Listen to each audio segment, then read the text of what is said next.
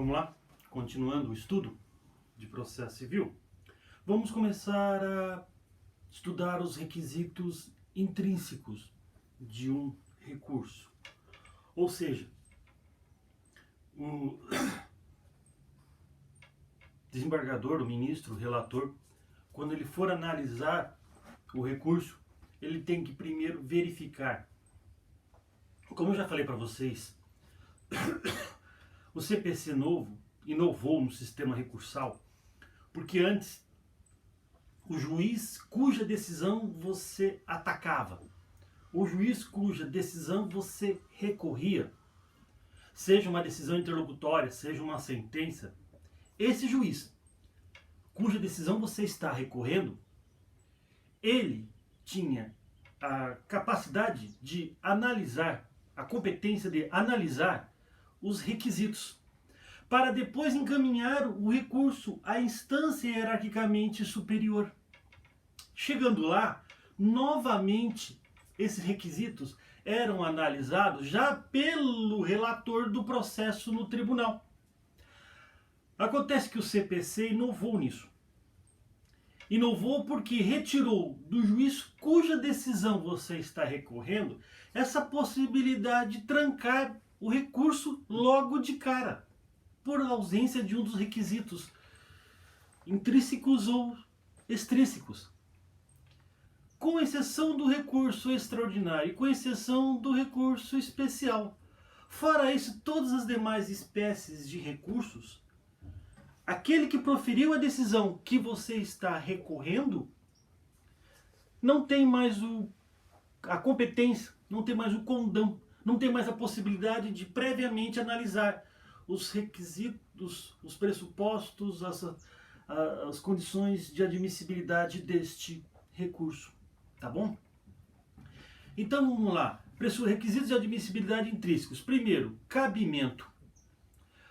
O CPC, ele traz um rol de requisitos. Só cabe... de recursos. Desculpe. Você só pode usar aqueles recursos. Você não pode tentar outros recursos que não sejam aqueles disciplinados pelo Código de Processo Civil, a não ser que uma legislação extravagante que discipline algum instituto dê origem a um recurso.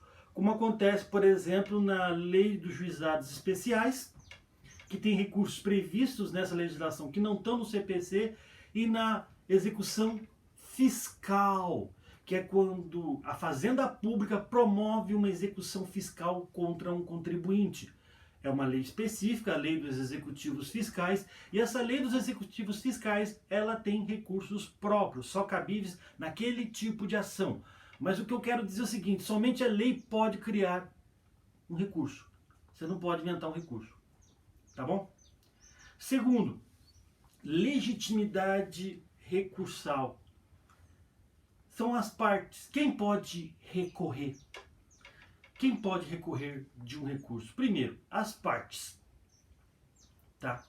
O autor e o réu. Também os assistentes jurídicos, aqueles que interviram num processo. A bem da verdade, todos aqueles que interviram num processo podem recorrer. Menos um, que é o amigo da lide. Amicus curiae, que é uma figura inventada com base em legislação extravagante, legislação alienígena, legislação americana e inglesa. E o amigo da lide, ele está ali para dar a opinião dele. Portanto, ele não pode recorrer. É o único terceiro, fora as duas partes, que não pode recorrer. Porque até mesmo o MP pode recorrer, seja o MP como parte do processo, promovendo a ação civil, seja o MP como fiscal da lei, o famoso custos legis. Até o MP pode intervir. Tá bom? O 966, no seu caput, diz que o recurso pode ser interposto pela parte vencida, depois a gente vai ver essa questão do vencido, um terceiro prejudicado pela sentença e o MP. E o parágrafo primeiro, Ele diz que cumpre ao terceiro demonstrar a possibilidade de a decisão sobre a relação jurídica submetida à apreciação judicial atingir o direito que se afirme titular, ou que se possa discutir em juízo como substituto processual, para que um terceiro, que até então não tinha integrado a lide, para um terceiro que até então não estava no processo, para recorrer, ele tem que demonstrar interesse jurídico. Ou seja, ele tem que demonstrar que os efeitos da sentença, que os efeitos da decisão dada no processo vai afetar o seu patrimônio jurídico. Isso acontece muito quando você comprou um bem, achando que esse bem estava livre, desembaraçado, achando que o antigo dono dele não tinha nenhuma dívida, e uma hora para outra, de um processo que você nunca fez parte, de uma dívida que você nunca fez parte, você é envolvido na dívida a partir do momento em que vem o juiz e penhora o bem que você comprou de boa fé. Você é terceiro, você não fez parte da relação processual, você não é autor nem réu, você não é credor nem devedor. Mas aí o que acontece? Aí acontece que você está envolvido no processo, porque um bem seu foi levado a penhora. Aí você embarga, você recorre da decisão do juiz que determinou a penhora, que determinou a constrição judicial. Tanto que chama-se embargos de terceiro. Por que chama-se embargos de terceiro? Porque você é um terceiro estranho à relação processual. Lógico que para entrar no processo como terceiro e para poder recorrer, você tem que demonstrar o bendito do interesse processual. Você tem que demonstrar isso. Sem essa demonstração, o juiz não vai faltar um dos requisitos desse de admissibilidade, que é legitimação, tá? Advogado pode recorrer em nome próprio? Aí que o advogado pratica atos postulatórios em nome do seu cliente. Ele pode recorrer em nome do seu cliente. Mas a jurisprudência, inclusive até o STJ, só admite uma hipótese em que o advogado pode recorrer em nome próprio, defendendo direitos dele como advogado do processo. Tá na cara o que é, né? São os honorários sucumbenciais. A partir do momento que o juiz arbitrou honorários sucumbenciais numa sentença, se você entender que o valor é pífio, se você entender que o valor é pouco, você, advogado, titular do direito de receber os honorários sucumbenciais da outra parte, você pode muito bem recorrer em nome próprio, defender direito próprio, que é o direito de ter honorários sucumbenciais, que fique bem claro, não são honorários contratuais, honorários sucumbenciais dignos ao exercício da sua profissão. Beleza? Quem não pode recorrer? Quem não tem legitimidade para recorrer? Primeiro, o juiz. O juiz é que deu a decisão. Ele não pode recorrer de uma decisão que ele deu. Segundo, os serventuários da justiça. E aí vem até a questão que cai entre nós. Fica até um pouco ingrato. O advogado, ele pode recorrer dos honorários sucumbenciais arbitrados pelo juiz. Pode. Mas aquele perito judicial, que é um auxiliar do juiz, que tem os seus honorários periciais arbitrados pelo juiz, não pode recorrer. Não tem legitimidade para recorrer. Olha só que desnível, né? Olha só que desnível. Ou seja, algo que tem valor alimentício, que são honorários, o advogado pode recorrer dos honorários sucumbenciais arbitrados pelo juiz.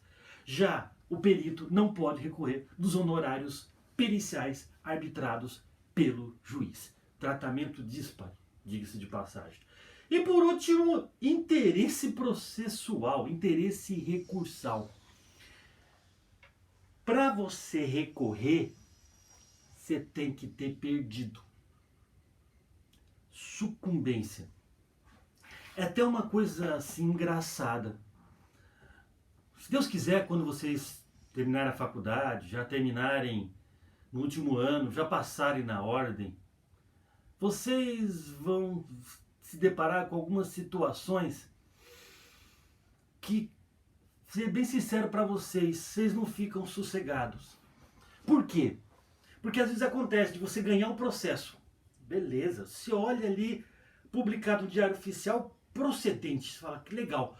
Quando você vai olhar as razões, os fundamentos que o juiz deu na sentença, na decisão, você bem sincero, você fica com o cu na mão.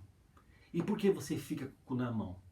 Porque seja na defesa, seja na petição inicial, você faz a construção de uma tese usando os argumentos mais sólidos e o juiz só usa um argumento. Às vezes, dependendo, só julga por um argumento e pelo mais fraco.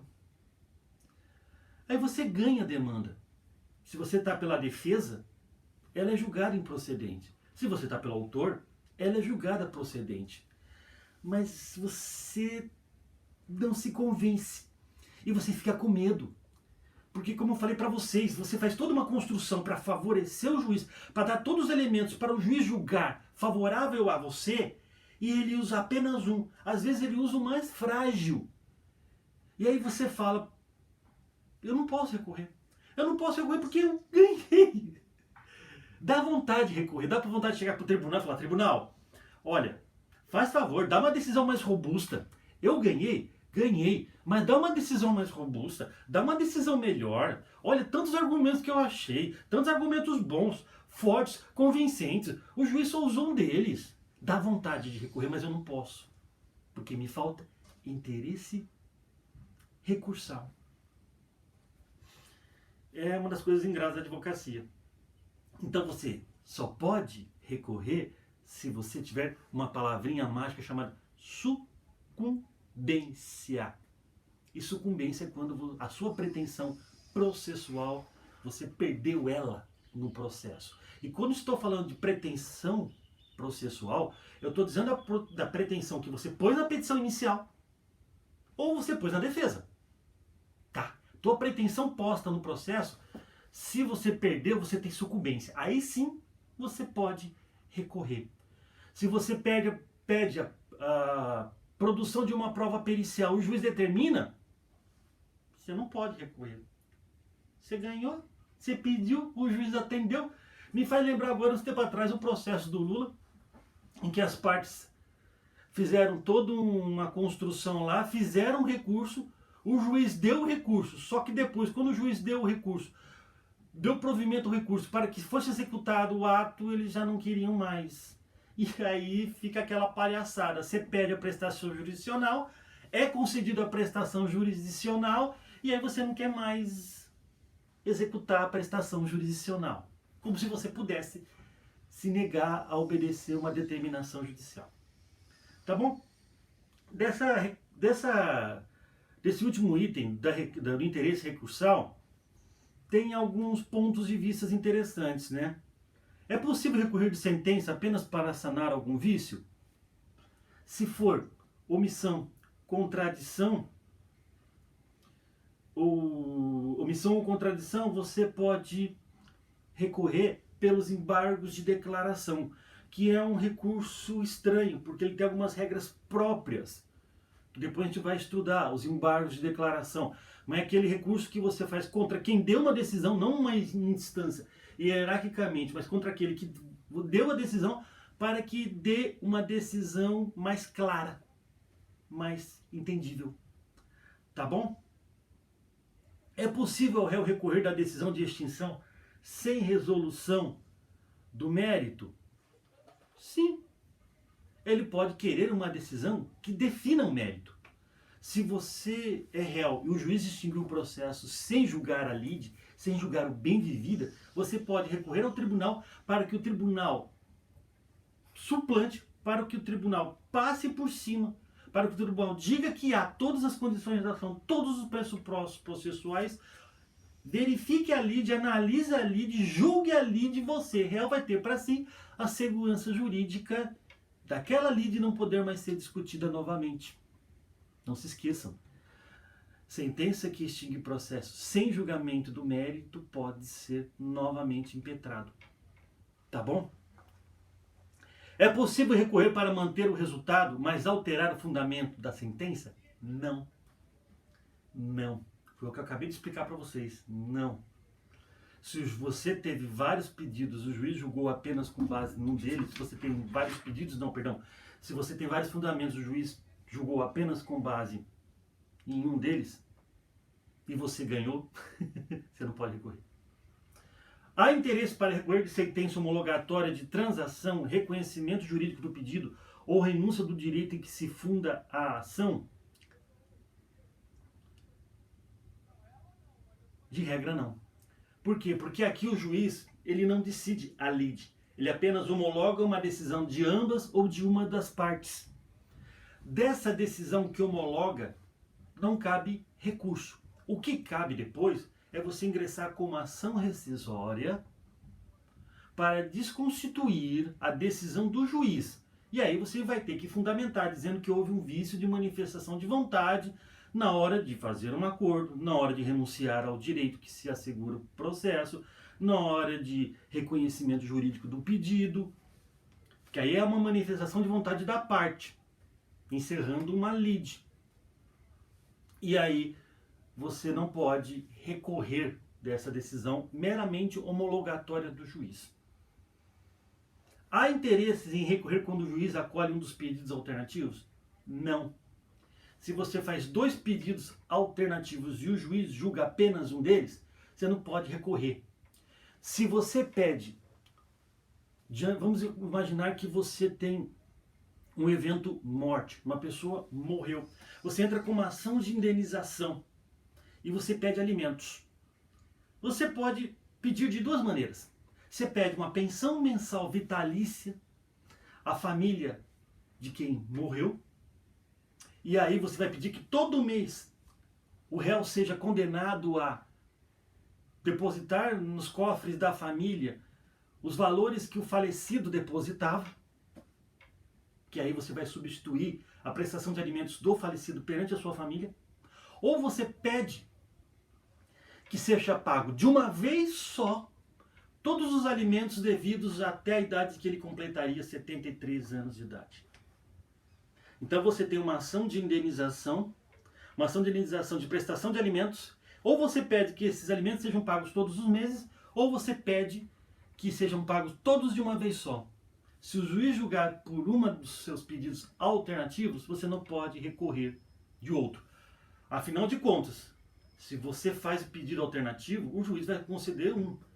Que se você quisesse um deles, só pedia um deles. Se você quisesse uma pensão mensal, só pedisse uma pensão mensal. Se você quisesse uma acumulação de todas as pensões mensais até 73 anos de idade, que pedisse então tudo isso de uma vez só. Tá bom? Beleza? Obrigado. Tchau, tchau.